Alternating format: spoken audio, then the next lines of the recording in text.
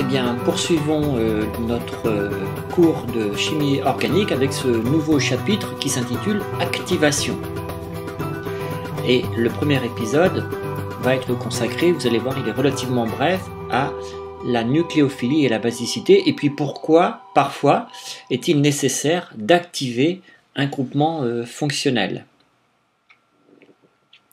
Il sera question dans un dernier chapitre de protection, mais n'envisageons pour l'instant que l'activation.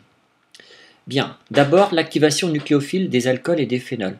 La nucléophilie et basicité, aptitude ou pouvoir nucléofuge, il faut bien avoir en tête que la basicité est un concept thermodynamique, c'est une propriété thermodynamique dans la mesure en fait où elle s'évalue par la mesure de constante d'équilibre. Une espèce est d'autant plus basique qu'elle a tendance à prendre un proton, ici à l'eau, pour donner donc AH, son acide conjugué, et un ion, en l'occurrence hydroxyde.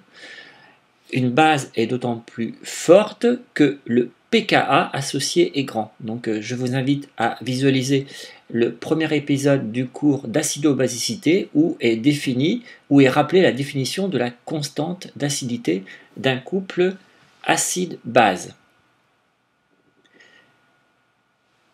Les pKa dans l'eau sont rapportés ici. Je vous le rappelle, plus un pKa est élevé, plus la base du couple est alors une base forte. En l'occurrence, NO3- avec un pKa négatif est donc une base très faible. C6H5O- est une base de force moyenne. CH3O- est une base assez forte, avec un pKa voisin de 16 par exemple. Maintenant, la nucléophilie. La nucléophilie, ça n'est pas du tout un concept thermodynamique, c'est un concept cinétique. Ça veut dire en fait qu'elle est évaluée, elle, à partir de la mesure, non pas de constante d'équilibre, mais de constante de vitesse, petit k.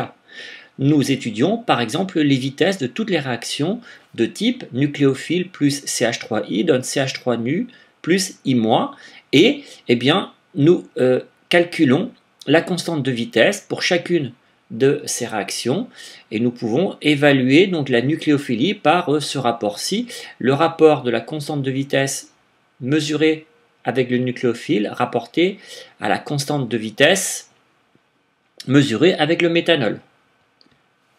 Qu'apparaît-il? Il apparaît que des espèces comme CH3O- sont des nucléophiles convenables, comme l'est par exemple aussi I-, ce que nous savions par exemple déjà, et C6H5S- est aussi un bon nucléophile. Activité nucléophile des alcools et des phénols, ça veut dire qu'il va falloir peut-être les convertir, ces alcools, de façon à les rendre meilleurs nucléophiles qu'ils ne le sont. À quoi sont dues les propriétés nucléophiles des alcools? À la présence du double libre sur l'atome d'oxygène des alcools ROH. C'est ce que nous allons voir tout de suite après. L'aptitude nucléofuge est aussi quelque chose d'important. Lorsque l'on veut effectuer une réaction de substitution nucléophile, elle ne pourra vraiment avoir lieu que si le groupe partant, le nucléofuge, quitte facilement la molécule attaquée. Nous allons donc essayer d'évaluer la facilité à s'éjecter du groupe X de la liaison CX. Autrement dit, peut-on prévoir si X est un bon groupe partant? Nous savons déjà que parmi les halogénures et parmi les halogènes plus généralement, I est le meilleur nucléofuge parce que I- est un atome gros et qui va facilement porter la charge négative.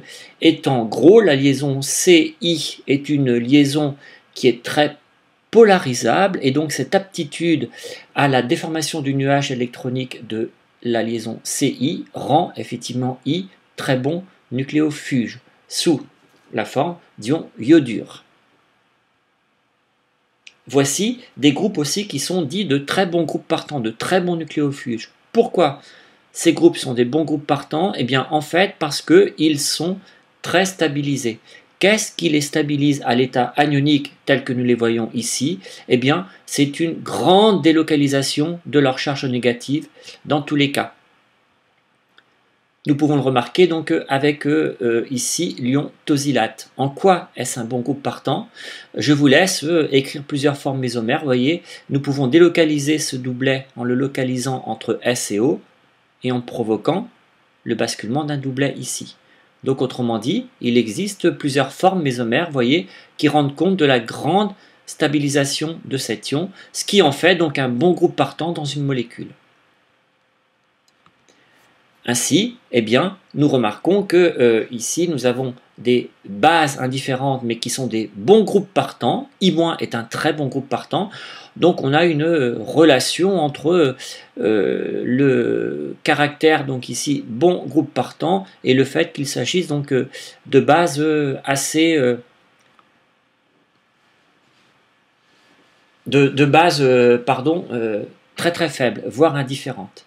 Ici, au contraire, nous avons des bases qui sont faibles plus fortes, eh bien, nous avons des très très mauvais groupes partants.